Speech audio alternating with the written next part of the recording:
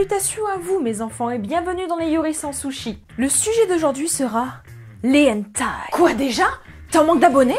Non, c'est juste qu'en fait j'avais juste pas envie de reparler de ce sujet après. Oh, c'est très chiant. C'est ça. Aujourd'hui nous allons analyser non pas un, ni deux, mais 3 Yuri à caractère pornographique. Nous irons du moins trash au plus hardcore et j'ai déjà eu un choix délicat à faire en choisissant le premier Yuri que je devais analyser.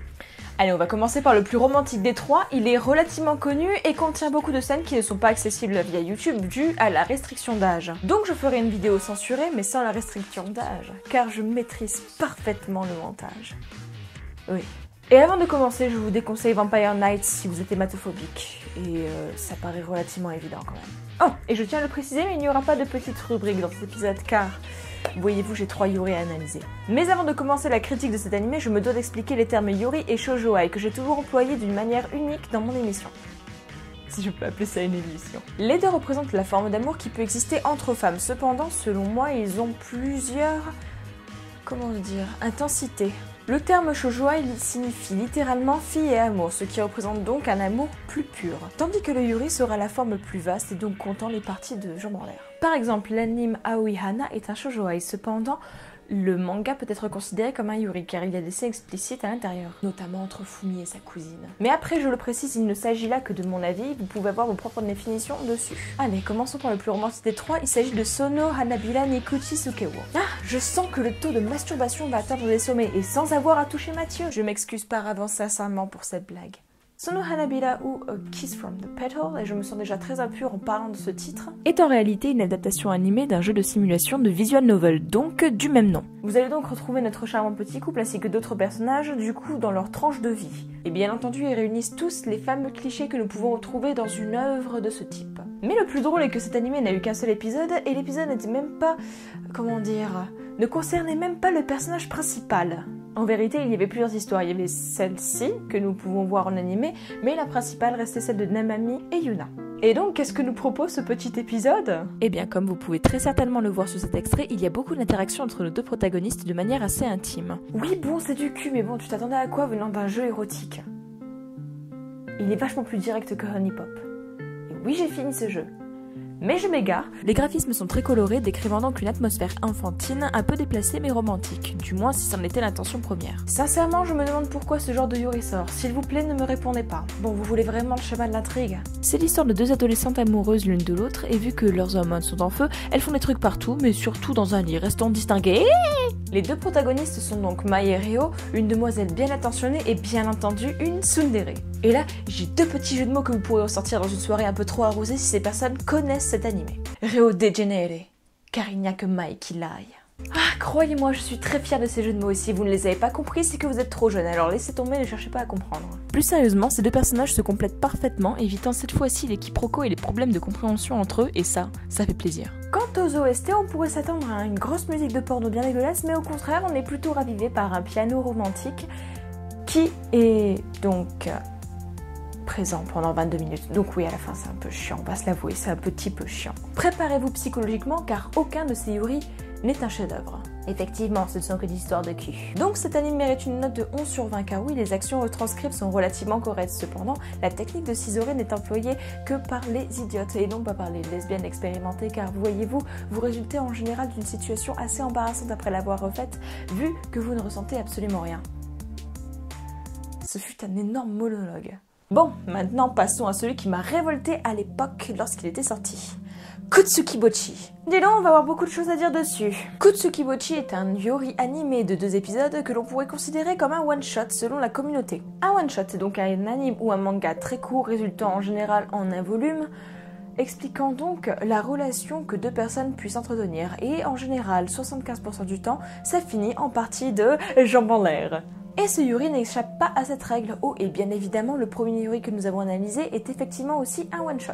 Donc, Kutsukibochi est un one-shot de 2 épisodes, réalisé en 2 ans. entre août 2010 et mai 2012. Et pourquoi un temps si long? Parce qu'il s'agit d'une œuvre produite par un petit studio n'ayant donc pas une grande popularité lors de sa parution. J'ai dû attendre 2 ans pour avoir la suite, alors quand la suite était sortie, c'était la délivrance et le traumatisme en même temps, pour plusieurs raisons. Et oui, je vais bien sûr faire un résumé de ces 2 épisodes, je vais même placer une petite parenthèse spoil pour les personnes qui ne voudraient pas connaître l'intrigue.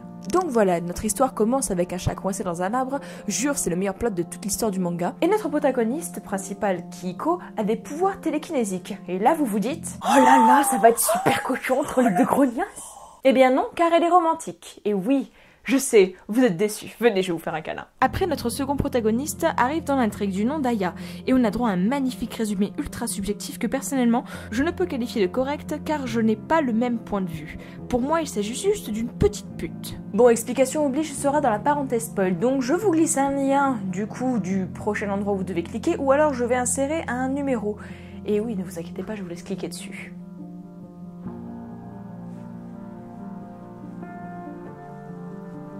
Et maintenant que les fragiles sont partis plus loin sous un arbre, je peux vous dire que je considère ce personnage comme une salope, vu qu'elle a trompé ce personnage principal, Kihiko, avec son frère, que nous découvrons donc à la fin du premier OAV. Oui, c'est dégueulasse, et ça l'est encore plus quand tu dois attendre la suite. Quand tu dois attendre 2 ans. 2 ans, s'il vous plaît. Essayez de réaliser. 2 ans à attendre la suite de ce truc. Genre imagine un petit peu, tu tombes sur l'OAV, il n'y a qu'un seul épisode, et malheureusement pour toi, ça finit comme ça. Franchement, la seule chose que tu peux te dire à ce moment-là, c'est... Ah, et aussi... Bon, après le second épisode rattrape un petit peu le tout, il explique certains trucs, mais je ne vais pas en dire plus car nos amis les fragiles sont de retour. Les graphismes sont très bizarres, pour ne pas dire moches car leurs cheveux sont dégueux et leurs yeux nous font penser à des expressions de poissons en chaleur. Elle a tout à fait raison. Oui. Les personnages n'ont pas l'air assez travaillés, nous avons encore notre duo tsundere et notre demoiselle assez intentionnée ou plutôt mal intentionnée, mais cela a un rapport avec ce que je vous ai dit plus tôt. Puis aussi cette blonde manipule l'autre comme pas possible, elle joue de sa stature de petite fille naïve alors qu'elle ne l'est pas du tout. Ah par contre j'aime beaucoup les OST de ce Yuri, super sympa et très relaxante, malgré le fait qu'il n'y ait pas d'opening ou d'ending à proprement parler, les chansons de clôture transcrivent les intentions de l'auteur, à savoir créer une œuvre touchante et...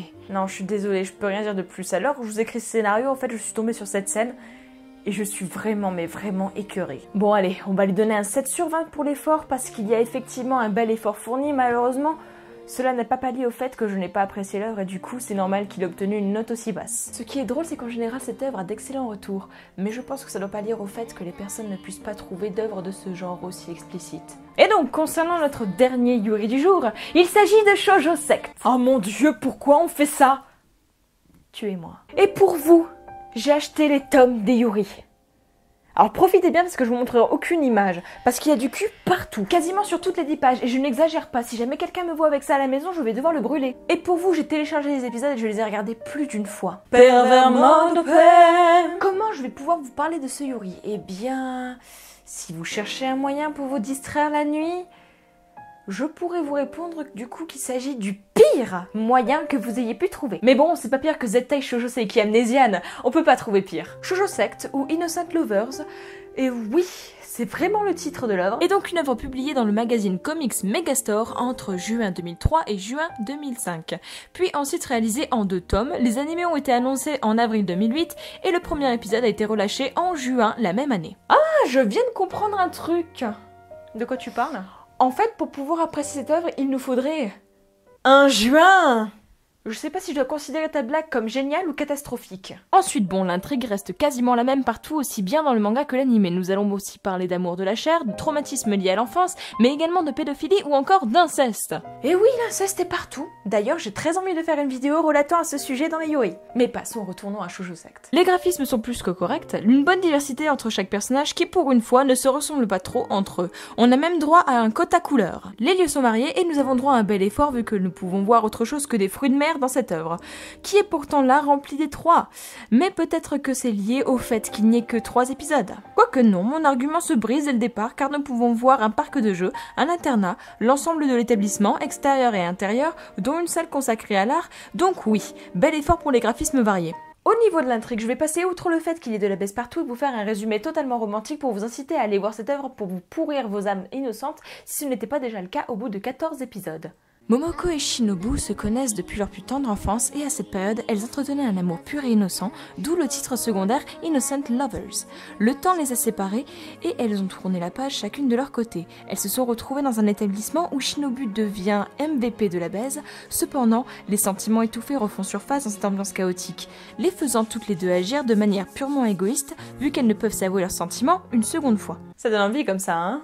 Franchement, j'aurais dû bosser dans le publicitaire. Cette intrigue sera mélangée à d'autres histoires plus secondaires et un petit peu plus légères, mais principalement sur celle-ci. Contrairement à nos deux premiers animés, nous n'avons pas droit à des personnages qui se complètent réellement. Momoko est autoritaire, assez têtue et cherchera à enfouir ses sentiments, de peur qu'ils ne soient pas vraiment réciproques, tandis que Shinobu assumera entièrement son amour toujours présent pour Momoko, mais cherchera à compléter ce manque en baisant absolument toutes les gonzesses de cet animé, jusqu'à être complètement écœurée de ce qu'elle est devenue. Je dois avouer que j'ai bien aimé l'intrigue et la profondeur de cet animé, mais ce qui m'a le plus dérangé, c'est justement les scènes de cul qui sont partout. Je trouve qu'il s'agit d'une perte de scénario assez regrettable, sachant que la fin nous ouvre sur une intrigue ouverte et nous aurions bien voulu avoir, en tout cas c'est mon cas, j'aurais bien voulu avoir la suite de ce qui allait se passer entre les deux. Ensuite, la partie que j'attendais de faire absolument pour ce Yuri, les OST. Vous allez rire, ce sont des œuvres classiques qui ont été reprises, donc du coup ce Yuri a une ambiance assez bizarre. En fait c'est un peu comme si vous imaginiez quelqu'un en train de manger des spaghettis de manière complètement dégueulasse sur un fond de musique classique. Vous n'y arrivez pas ? Oh bah petit exemple, hein.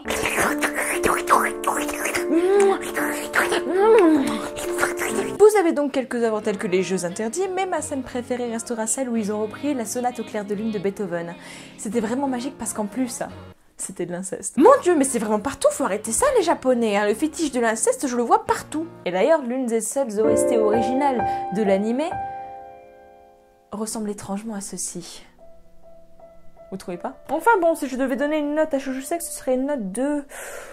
Oh allez, on va dire 10 sur 20 car il y a beaucoup de défauts, mais il possède beaucoup de potentiel. C'est dommage qu'il ait été gâché par autant de scènes de fesses, oui, tout à fait. J'aurais voulu voir cette histoire avec moins de scènes érotiques, avec des OST originales pour éviter les fous rires devant les scènes censées être poignantes, mais aussi avec un peu plus d'épisodes pour connaître l'avenir de Momoko et Shinobu, malgré le fait qu'elle se termine sur un bon point. Ce manga se veut sérieux, mais je ne peux m'empêcher d'être embarrassée et morte de rire quand je le regarde.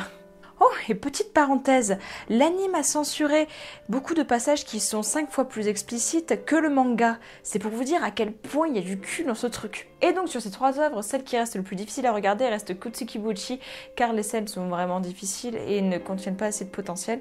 Et le plus étrange, c'est que c'est celle qui a le plus de cul qui m'a le plus intéressée, malgré le fait que justement il y en ait trop. En conclusion, il vaut mieux regarder quelque chose d'explicite si c'est mieux raconté que de la merde censurée. Et donc ici s'achève mon Yuri sans sushi, j'espère qu'il aura comblé votre niveau de fanservice car je ne reparlerai plus jamais de ce genre de choses pendant au moins 1 an. Question pour vous, serait-il utile que je fasse une page Facebook pour vous tenir au courant et du coup poster quelques bonus dessus? Oh et aussi félicitations à vous car nous avons dépassé le nombre d'abonnés que j'avais sur ma chaîne Tumblr. Je vous applaudis.